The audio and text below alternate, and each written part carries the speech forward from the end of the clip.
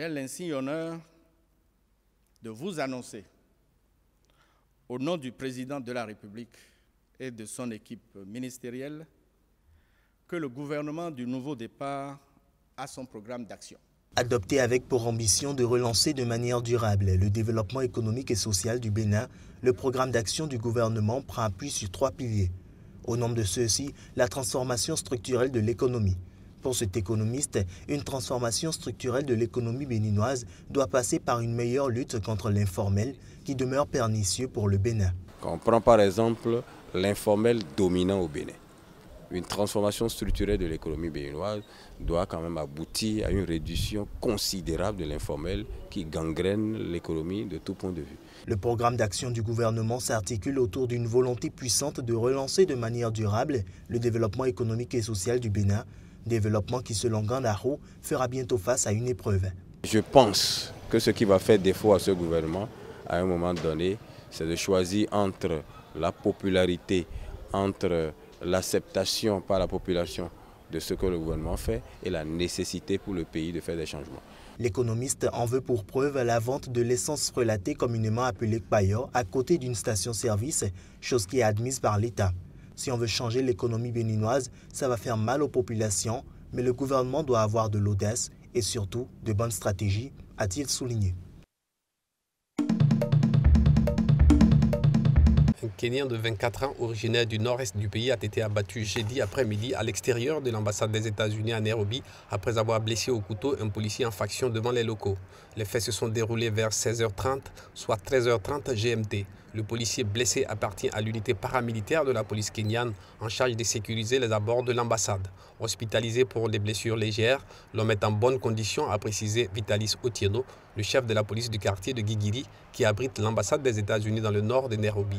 C'est l'un de ses collègues qui a abattu l'assaillant. M. Otieno a refusé de spéculer sur les motivations du jeune assaillant, indiquant que l'enquête en cours devrait les déterminer.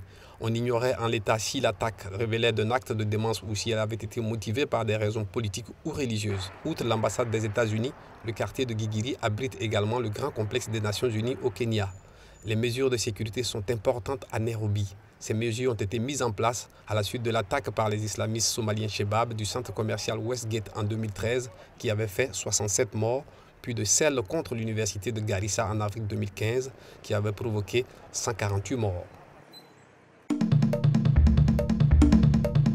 En un peu moins de 2 mois, c'est le 3e pays africain à claquer la porte de la CPI.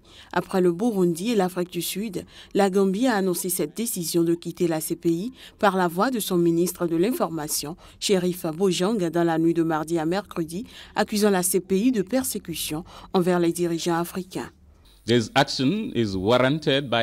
Cette action est justifiée par le fait que la CPI, en dépit d'être appelée la Cour pénale internationale, est en fait une cour caucasienne internationale pour la persécution et l'humiliation des gens de couleur, en particulier les Africains. Un responsable d'Amnesty pour l'Afrique a réfuté les affirmations du ministre gambien, estimant qu'au contraire, la CPI représente le seul recours judiciaire pour les crimes subis par beaucoup d'Africains.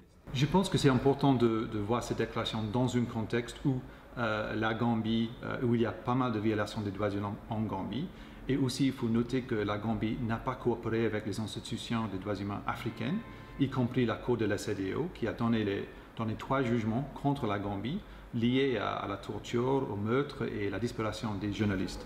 La Gambie est le premier pays d'Afrique de l'Ouest à exprimer l'intention de quitter la CPI, dont les détracteurs se situent surtout dans l'Est et le Sud du continent, comme le Kenya, l'Ouganda et la Namibie. Ce retrait a été décidé après que la Gambie a tenté en vain d'amener la CPI à poursuivre les pays européens pour la mort de nombreux migrants africains en Méditerranée, a indiqué le ministre.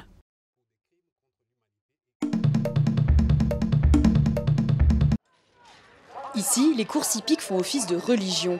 Situé à la périphérie de la capitale Port-Louis, au pied des montagnes, le Champ de Mars est l'hippodrome national de l'île Maurice. Il a été créé en 1812 après la capitulation des Français et l'arrivée des Britanniques. L'île Maurice a été cédée aux Anglais en 1810 et nous pensons que pendant les premières années, pas mal d'efforts avaient été faits pour rassembler Anglais et Français sur un terrain d'entente. pour que l'ambiance, je pense, dans le pays soit meilleure.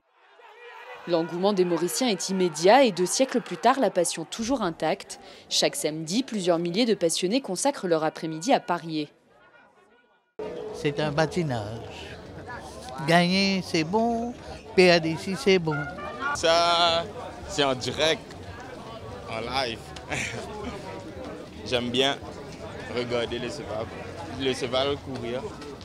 C'est amusant. Aujourd'hui, l'hippodrome compte 12 écuries et plus de 350 chevaux. 4 grandes courses sont organisées par an. Les spectateurs regardent les courses soit depuis les loges, soit pour les plus modestes au pied du champ de course où l'accès est gratuit. C'est un des rares endroits où on peut avoir regroupé dans un seul jour tous les représentants de la société mauricienne. C'est vraiment un endroit magnifique et vraiment unique. Depuis peu, ces courses sont retransmises en direct en Grande-Bretagne et en raison d'un décalage horaire favorable, les turfistes britanniques débutent souvent leur après-midi de Paris par le Champ de Mars. Une présence à l'international qui promet encore de longues années de prospérité pour l'hippodrome de Port-Louis.